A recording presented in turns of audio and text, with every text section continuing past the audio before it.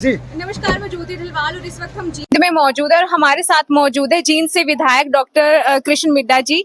आइए उनसे जानते हैं रैली को लेकर के उनका क्या कुछ कहना है। नमस्कार सर। नमस्कार। देखिए, 5 तारीख की रैली में लोगों में उत्साह और जोश है जी। और एक लंबे समय के बाद मैं स्वयं रैली को लेकर लोगों को रूबरू हुआ हूँ और आप ये मान के चलिए जो ये रैली रहेगी सबसे बड़ी रैली रहेगी। इस रैली का कोई मुकाबला नहीं कर पाएगा। सर क्या कुछ चीजें आप रखना चाहते हैं, मतलब सीएम साहब के सामने जींद के विकास को लेकर? माननीय मुख्यमंत्री से एक ही बात कहूंगा कि जींद का दिल कमजोर पड़ चुका है। पहले आपके आने से कुछ जो स्टंट डलने थे उससे जींद का बचाव हो गया। अब जींद को जो जितनी दवाइयां हैं सारी जींद बड़ा डॉक्टर देखो आज भगवान के पास है। मेरे को कहा करता भाई बात सुन ले चोरे, जितने वोट हमारे को माताओं बहनों के मिलते हैं इतने वोट आदमियों के नहीं मिलते।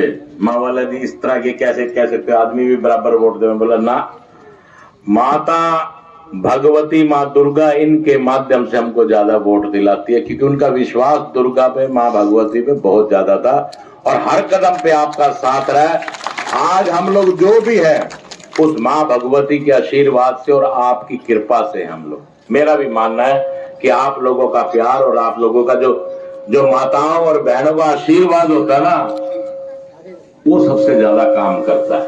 तो इसलिए मैं आपका भी बहुत बहुत धन्यवाद करता हूं और हमारे मंडल के अध्यक्ष गुलशन रोहिला जी का, श्री राधेश्याम शर्मा जी जो आपको बड़े विस्तार पूर्वक बात बताने का काम कर रहे थे, और राम मेरे एमसी जी जिनका प्यार सदैव मिलता रहता है, बलवंत एमसी जी इनका भी मैं ये कह सकता हूँ सलूक और व्यवहार अपने वार्ड में बहुत ही बेहतरीन तरीके से अपने वार्ड को चलाने का काम करते हैं और जब जब कोई दिक्कत आती है तो मेरे को कह के जबरदस्ती अपना काम भी कराते हैं। जिस प्रकार से राम मेरा एमसी आधा टाइम यहाँ रह रहा, आधा टाइम जिस दिन पता लगता ना मिड्ढा रहे वहीं बैठा रहना जी या काम की और हाँ भर दो।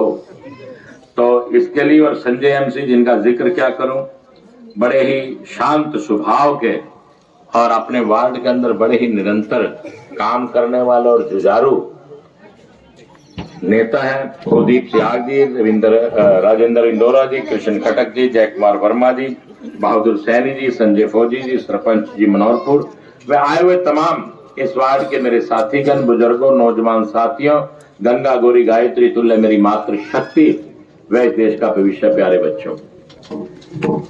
भाई देखिए, मैं ज्यादा इस विषय पे ना जाता, सिर्फ आपको ये कह रहा हूं आप लोगों का प्यार और विश्वास मिड्ढा परिवार के प्रति बना हुआ है क्योंकि आप अच्छी तरह जानते हैं कि बड़े डॉक्टर साहब देखिए फौज से जब आए, फौज से आने के बाद यहाँ डॉक्टरी करी और 50-100 रुपए लेकर आए थे। भाई आप लोगों के प्यार और आशीर्वाद ने उन्हें अच्छा डॉक्टर बनाया, फिर विधानसभा में भेजा, फिर मेरे को भी विधानसभा में भेजा।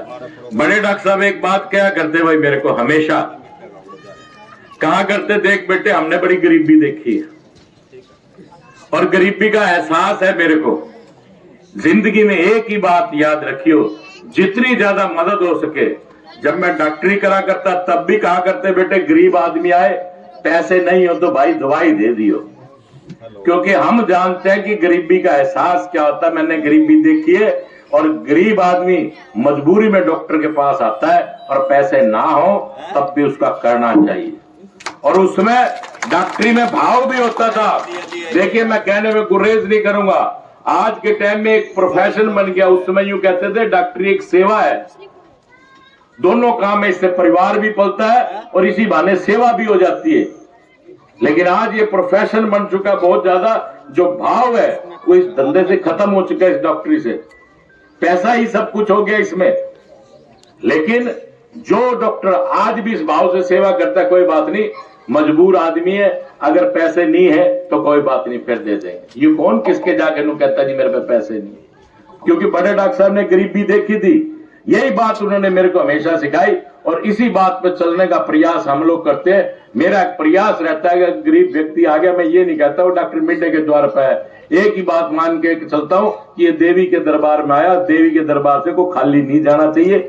ये कोशिश मैं करता हूं हमेशा और अपनी तरफ से पूरा प्रयास भी करता हूं। इसमें आप सबका प्यार है और भाई राम मेरे ने जो मेरे को फाइन लगाया है कि प्रोग्राम आगे पीछे करते रहे, आपके नगर की 6 गलियां और सीवरेज और स्ट्रीट लाइट और ये हनुमान मंदिर तक ग्रीन बेल्ट और संत गुरु रविदास जी के चौक का, भाई इसकी तो संत गुरु रविदास जी के चौक के लिए मैं डलवा दूंगा अपना कमेटी में।